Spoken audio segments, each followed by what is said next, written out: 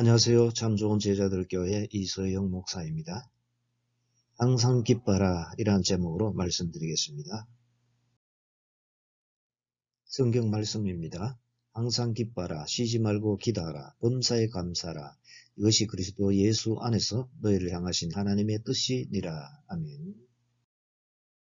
천국은 어떤 곳이겠습니까? 슬픔이 가득 차고 우울한 곳이겠습니까? 그런 곳은 천국이 아니라 지옥이겠지요. 그러나 천국은 기쁨이 충만한 곳이죠. 기쁨이 영원히 있는 곳이 바로 천국인 겁니다. 그러한 천국을 하나님은 주시길 원하시는 겁니다. 하나님의 마음은 우리가 기쁘게 살기를 원하십니다. 하나님은 우리에게 기쁨을 주셔서 우리가 기쁘게 살기를 원하시죠. 오늘 본문 18절에 나오는 하나님의 뜻은 우리가 기뻐하는 것입니다. 다시 말해 하나님의 마음은 우리가 슬프게 살지 않고 기쁘게 사는 것을 원하십니다. 하나님의 뜻은 하나님의 마음을 나타내는데요. 18절의 뜻은 하나님의 마음을 드러냅니다. 원어로는 델레마라고 하죠. 의도, 의향이라는 뜻도 있습니다. 이 용어는 델로에서 유래하였는데요. 이 용어가 사용된 것은 하나님께서 바라시는 마음을 나타내시려는 것이죠. 하나님께서 무엇을 바라십니까? 하나님은 우리를 기뻐하시고 우리가 기쁘게 살아가기를 원하시는 거죠. 여호와 하나님께서 사람의 걸음을 정하시고 그의 길을 기뻐하시나리라고 하였습니다. 어떤 길로 발걸음을 내딛도록 하십니까? 다윗이 말하기를 나를 넓은 곳으로 인도하시고 나를 기뻐하심으로 나를 구원하셨도다 라고 하였습니다. 하나님께서는 우리를 기뻐하심으로 구원의 길로 이끌어 주십니다. 천국의 기쁨을 누릴 수 있는 곳으로 정하시고 가게 하시고 그것을 기뻐하시는 거죠. 하나님은 우리를 기뻐하셔서 우는 소리와 울부짖는 소리가 더 이상 다시는 들리지 않는 곳으로 이끄시지요.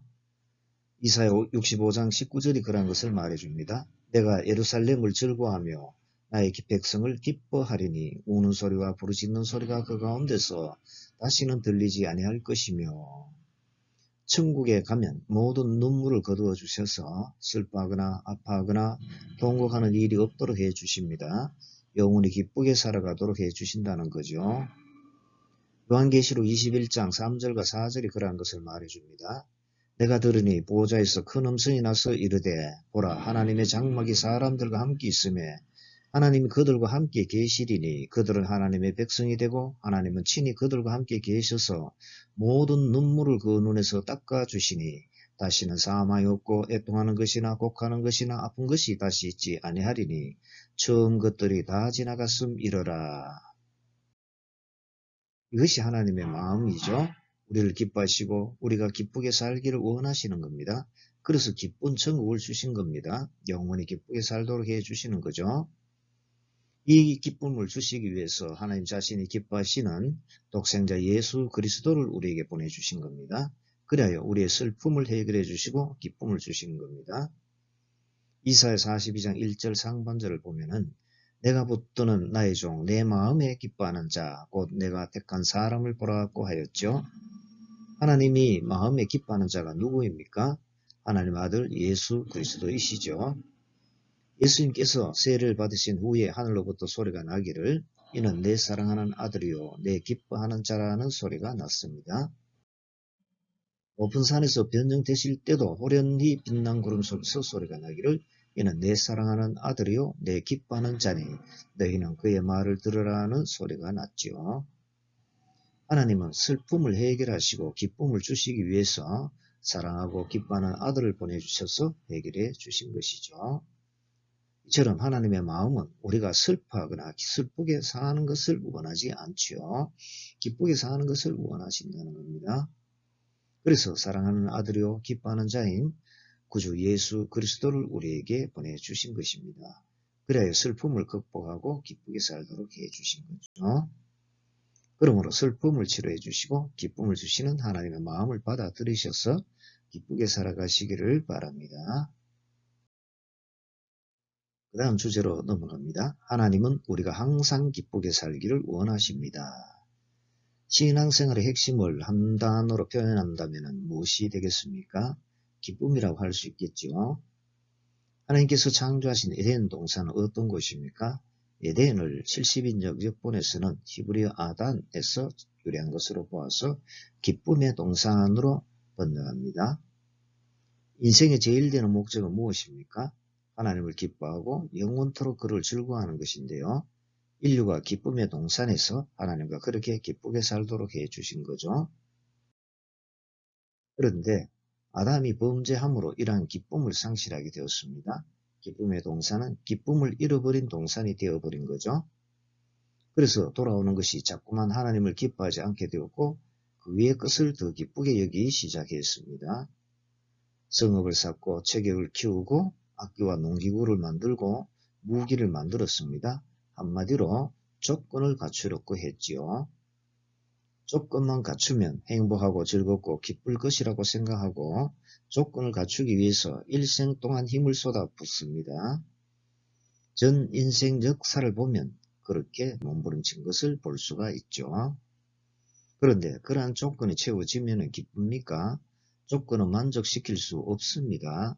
가지고 또 가져도 채워도 또 채워도 모자라는 것이 조건입니다. 인류가 범죄하고 타락한 이후로는 그렇게 한다고 해서 안락한 삶과 기쁨이 주어지는 것은 아니지요. 죄가 있는 곳에는 주어지지 않기 때문입니다. 돌아오는 것은 공허한 뿐이지요. 계속해서 채워야 하는데 끝이 없고요. 늘 부족하다고 생각합니다. 그러나 하나님 안에는 기쁨이 있고요. 주 안에서는 기쁨이 있습니다. 빌보스 4장 4절은 말합니다. 주 안에서 항상 기뻐하라. 내가 다시 말하노니 기뻐하라. 육신이 주는 기쁨과 마귀가 주는 기쁨은 일시적인데요. 이 기쁨은 금방 사라져버리는 기쁨으로 유혹하는 사탕발림의 기쁨이죠. 이러한 기쁨은 기쁨을 끝까지 주지 않습니다. 끌려서 가보면 쓴맛이 나죠. 슬픔과 괴로움이 기다리고 있을 뿐입니다. 돈이나 건강이나 권력은 일시적인 기쁨을 주는데요.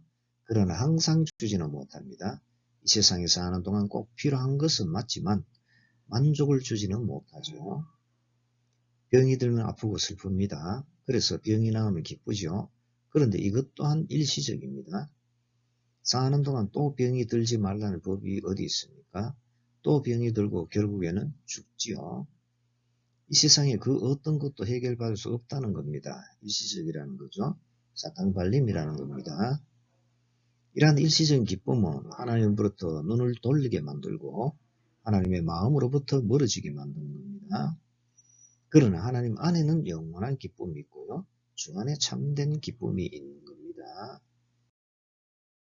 그러므로 우리는 주 안에서 기뻐해야 하는 거죠.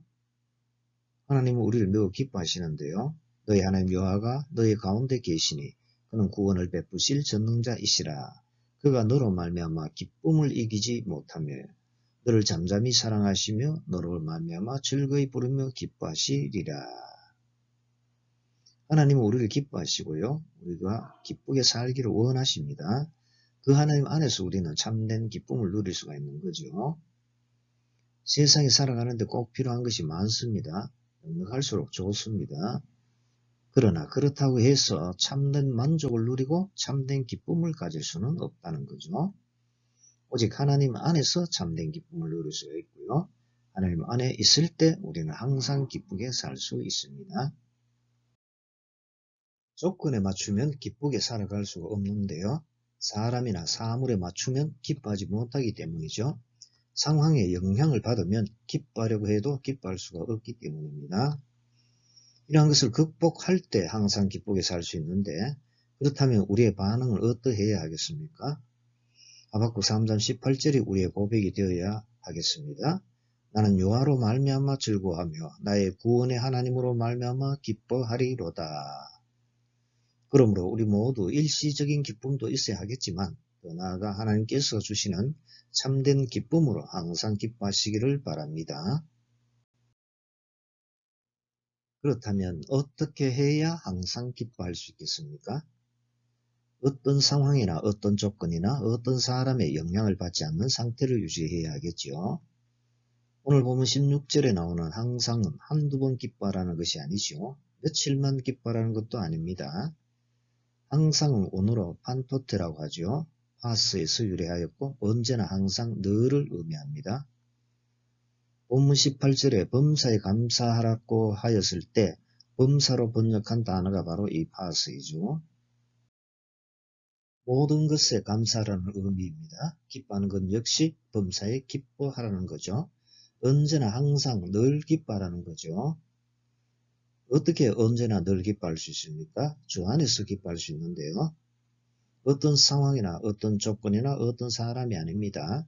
영향을 받으면 이내 슬퍼지죠. 그것과 아무런 상관이 없을 때 기뻐할 수 있는 겁니다.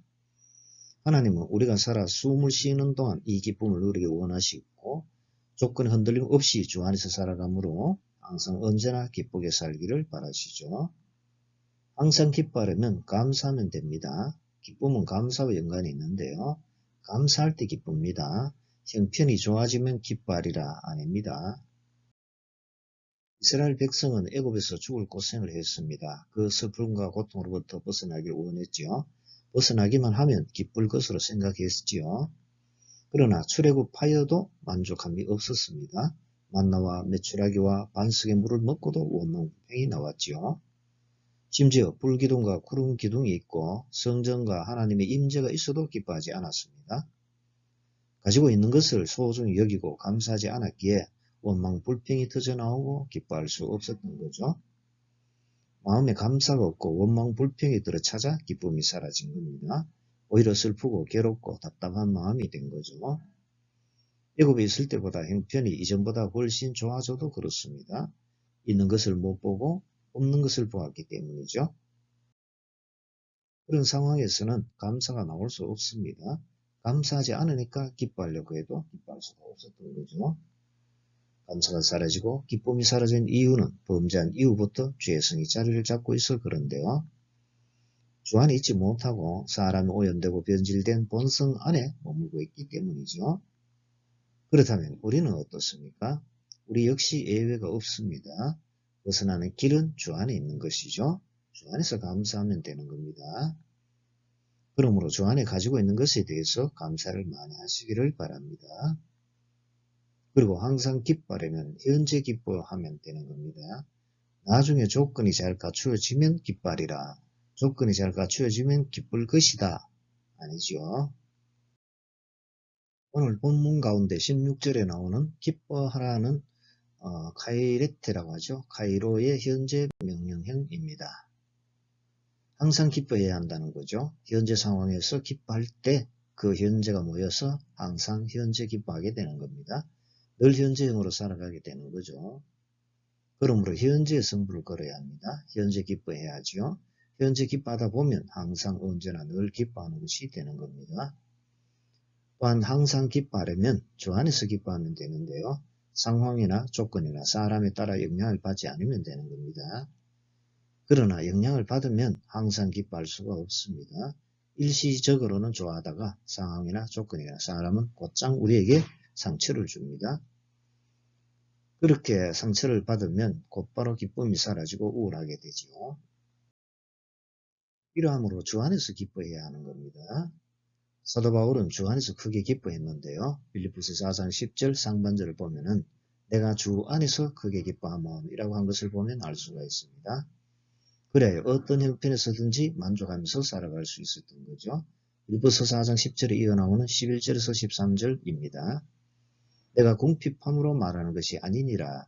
어떠한 형편이든지 나는 자족하기를 배웠노니 나는 비천에 처할 줄도 알고 풍부에 처할 줄도 알아. 모든 일 곧 배부름과 배고픔과 풍부와 궁핍에도 처할 줄 아는 일체의 비결을 배웠노라. 내게 능력 주시는 자 안에서 내가 모든 것을 할 수 있느니라. 우리가 이 세상에 살아가는 동안에 돈이나 건강이나 성공이나 명예도 필요하지요. 부정하거나 부인하는 것은 아닙니다. 그러나 그것 자체가 목표가 되고 목적이 되지는 않아야 된다라는 겁니다. 그런 것은 참된 기쁨을 가져다 주지 못하는 거죠. 결국은 불만족, 불감사, 불평, 불만이 들어차서 기쁨이 자리를 잡을 여유가 없게 되는 겁니다. 모든 것이 채워져야 기뻐할 수 있게 된다면 사도 바울은 기뻐할 수 없었겠죠. 세상의 일시적인 기쁨은 덤으로 받는 겁니다. 그러므로 주 안에서 항상 기뻐하면 덤이란 말 그대로 더해지는 겁니다. 이제 말씀을 맺습니다. 참된 기쁨은 누가 가질 수 있습니까? 예수님께서 마태복음 13장 44절에 천국 비유를 말씀해 주셨습니다. 천국은 마치 밭에 감춘 보화와 같으니 사람이 이를 발견한 후 숨겨두고 기뻐하며 돌아가서 자기의 소유를 다 팔아 그 밭을 사느니라. 이 비유를 본문 상황에 맞춰 해석해 보면은 천국에 감추인 보화는 천국의 참된 기쁨으로 볼 수 있습니다. 자기의 소유는 자신의 재물과 건강과 명예와 그 모든 조건과 상황이라고 볼 수가 있고요. 이러한 것보다 참된 기쁨이 더 가치가 있다는 것을 발견하게 된다면 기뻐할 수 있게 된다는 겁니다. 조건의 상황보다 주 안에서의 기쁨이 더 크게 보이고 더 좋게 보인다면 자신의 것을 기쁘게 포기할 수 있는 거죠. 그러면 더 큰 천국의 기쁨을 가질 수가 있는 겁니다. 그러므로 이 천국의 참된 기쁨을 발견하시고 가지심으로 주 안에서 조건에 상관없이 언제나 현재형으로 늘 기쁘게 살아가시기를 바랍니다.